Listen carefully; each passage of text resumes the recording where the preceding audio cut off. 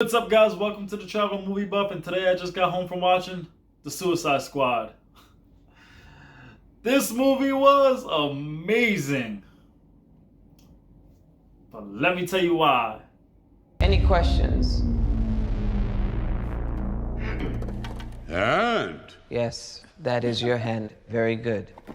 Alright, guys, let's get into it. But first, comment and let me know who's your favorite member of the Suicide Squad. Alright, guys, James Gunn killed it in this movie. I mean, do you like gore? He got it. Were you ready to laugh? You got it. There's nothing that James Gunn didn't put into this movie that we needed. There was death everywhere. The kill count was amazing. Blood all over. And it was all because of the way he made the characters. James Gunn deserves an award for this movie. Let's talk about the characters. Let's start with one of my favorites, Amanda Waller. Viola Davis in the Suicide Squad movies, both of them, was the best person they could pick for this character. She has everything that we need from Amanda Waller. She is ruthless. She's cunning. She's smart. She thinks way beyond all of the other characters. She has that 20/20 vision. She's seen in the future and the past at the same time, making it all happen. And in this movie, she was spectacular. I mean, you're in a group of villains, and for some reason, Amanda Waller is the worst of them all. We're looking just at the way she conducts herself. Threaten people's children with rape? What is happening? How? It's like, how are you a bigger monster than half these people? Well, she was amazing. Just the way that she speaks to other characters, she explains everything, she explains the missions. And then what we find out about her at the end. Guys, go watch this movie. It's definitely worth watching. Amanda Waller is amazing. The way she put this group together and she thought about how they all work and they all link together, just made it perfect. Talking about threatening. Let's talk about Bloodsport. I'm not trying to be a spoiler. I'm not trying to talk about these characters too much. I'm not trying to give too much away, but I was kind of upset about Bloodsport. I thought it was going to be another Will Smith character. Dude, I was wrong. Bloodsport, that opening scene. Him sitting there with his daughter. Let me just tell you, it ain't Will Smith. He ain't there hugging her and loving her. It's just, Bloodsport is amazing. All his weapons, if you see throughout the movie, he just pulls them out of nowhere. It makes no sense. He pulls one out of his bag, got a gun. Out his side, he got an arrow. He has guns all over, bullets all over. Amazing marksman, amazing killer, and his just the way that he's playing off Peacemaker is hilarious. It's like, mine's is definitely bigger than yours. And they just play off each other so well that it's amazing. Let's talk a little bit about Peacemaker. Peacemaker. What can I say? Look, Peacemaker, I wanted to hate you. I'm just not a big John Cena fan. He was okay in the Fast and the Furious movie that I just saw, Fast 9. But you killed it. You killed it as Peacemaker. Oh man, it's such a good character. I mean, just the way that he played off of Bloodsport, amazing. Just the kill counts, watching him kill different people just to show who has the better killing methods. It's like that brotherly bond. I grew up with 4 brothers. We did stuff like that all the time. I mean, we didn't kill people, but we definitely was showing off to see who could do it better. Just saying. John Cena, you got my vote, man. I'll watch another movie with you. Alright, let's get into Weasel. Look, man, I didn't know. There's a couple characters in this movie that I just didn't know who they were. And I'm putting Weasel here just because the character's funny. He doesn't say anything the whole time. Just like, hey, it's Weasel. It's like, everybody's like, what is he? Is he a dog? TDK is like, he's an Afghan hound. Like, What has happened? Who knows what he was? But it's hilarious. His character's on screen for like 2 seconds. I'm sorry if it's a spoiler, but it's funny. It's hilarious. Weasel makes it funny. Alright, we're gonna get into one of my favorite characters in this movie. King Shark. I mean, King Shark in this movie is like our baby Groot. He's like our baby Yoda. He's so adorable, you just want to pinch his cheeks and want to be careful because he might eat you on the way. I mean, King Shark is just awesome. I mean, I always like characters that are more intelligent. But King Shark is just adorable. I mean, he just wants a friend. And he just wants to live his life. All he wants to do is have a friend and eat food. It's the only thing I think he actually thinks about the whole movie. Are you my friend? Or are you food? I mean, who can't love a character like that? Sylvester Stallone voicing him was amazing. I mean, there's just that dopey voice like, hand? Yes, Anawe, that's your hand. Yeah. Like, come on. Like, there's not much more you can love about this character. He was awesome. It was great. I'm gonna get you out of here alive. I'm going to get you out of here alive. Alright, let's get into my second favorite character of this whole movie. Ratcatcher 2. Why did they have to call her Ratcatcher 2? Like, I'm sure her dad would have been okay if she's like the moniker Ratcatcher. And did you know that the actor's name is actually Danielle Malsior? It's so cute. But let's talk about the character. Ratcatcher 2 was the best character in this movie. She was the glue that held the whole group together. The way she dealt with King Shark honestly was heartwarming. I get it. She's like knocked out, sleeping, and my man, I'm sorry if this is a spoiler, but it's everywhere. He tries to eat her. And she looks at Naomi and she's like, nah, he wouldn't try to eat me. He's such a good soul. And everybody's like, he just was about to eat you.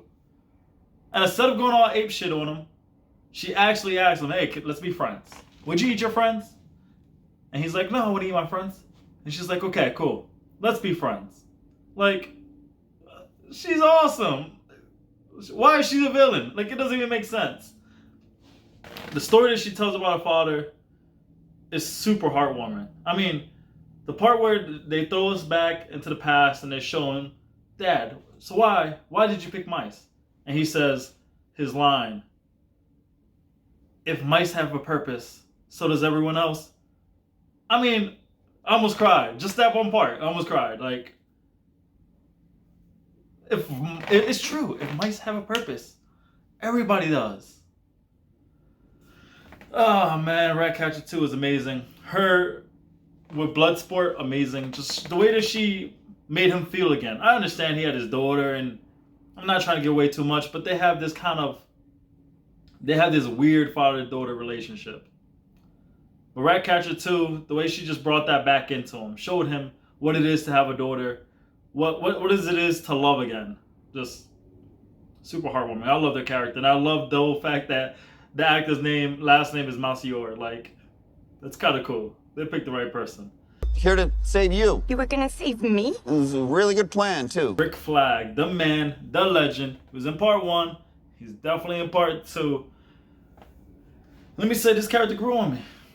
I didn't really like him in part 1. He was just there. He's an authoritative, symbol-feeling guy. He's bigger than thou. Hey, I'm not a villain, so I'm good guy. Blah, blah, blah. He was kind of really shallow. I didn't like him much. Rule follower.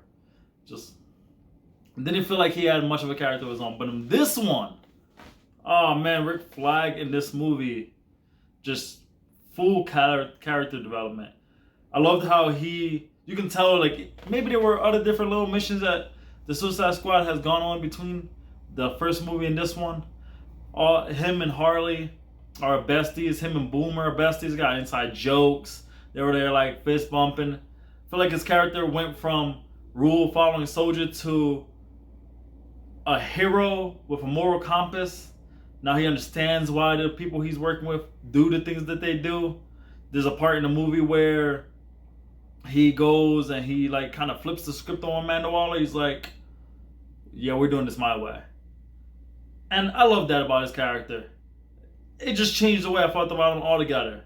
So it was a really good casting, and I really loved the way that they just developed his character in general. let's talk about one of my favorite characters too, Boomerang. If you know me, I love the Flash, so I love his rogues. Boomer is hilarious. I know you guys saw it in the trailer. He's just like poking at Savant like, and Harley's in the background like, Boomer, leave him alone. Like, I'm just happy he was in this movie. Can't tell you much about the character. Just probably be giving away a bunch. So just know Boomerang's awesome. And we loved you. Savant. Let's get into Savant a little bit. We follow Savant a little bit into the movie. I mean, he's kind of our eyes into their world when we're coming in. He does his little cool thing with the ball, throwing it around. He has like pinpoint accuracy. So that's supposed to be really cool. I liked it. Cool character. Can't tell you much about him. Honestly, didn't know much about him from the comics. But his character definitely brought a warm feeling to the movie and played a very, very important role in this movie. Go watch and you'll find out. And last but not least, the crazy, the beautiful, the sexy Harley Quinn. Oh man. Harley Quinn is awesome. I mean, Margot Robbie plays her so well. I don't know who else would have been able to play her if Margot Robbie didn't play her. Her character is crazy brilliant. I mean, so we follow her into this like little side tangent part. And for a little bit, we're like, oh, Harley, she's going through this little cute part. And we're like, oh, we're going to lose this character. What's going to happen with her? Like, go watch the movie. I just want to give you all the spoilers, but I can't. Just let me tell you, you understand why Joker picked her. Why she's so crazy. She's amazing. And Margot Robbie brought out the perfect way to bring out the character. I mean, the character she was dished out in the best way. I loved her. I mean, I just don't know who else would ever play her. It's like, I don't think there's another person who'd be able to play that character. And last but not least, I didn't know this character. This is another character that I didn't know before this movie. I'd never seen him in the comics, probably just because I never looked. Polka Dot Man. Polka Dot Man story is so funny and so tragic at the same time. I mean, he was just a kid going about his way, and his mom pretty much experiments on him to make him into a superhero. I'm not going to try to tell you too much because it's going to give too much away, but his story is so tragic and it's funny. It's like this he was just trying to be normal. And now he's part of this squad, and now he just wants to be a hero. We all saw it in the trailer. I'm a hero now. Like, those are like the most iconic words throughout the whole movie. Like, this poor guy was just trying to live his life, and now he's just trying to be a hero. And the Suicide Squad is giving him that chance. All I want to say is, Polka Dot Man, you're the best, man. His character was awesome. I loved so many characters in the movie, and I thought the way that they developed the characters from that came over from the last movie to this movie were amazing. And I felt the way the characters developed in this movie together as a group was just spectacular. It's just the way they all played off each other. Pacemaker with Bloodsport, Harley Quinn with Rick Flag, Bloodsport with Ratcatcher 2. Just everyone had these little conversations with different characters that made you almost like it made you fall in love with them. So Suicide Squad 2. The Suicide Squad, I give you an A+. You guys killed it. This movie was amazing. Go let me know your favorite character. Go let me know why you loved him. Like, comment, subscribe, hit me back. I'll be back. And I'll let you know what's happening in the next movie. Check me out next time, guys.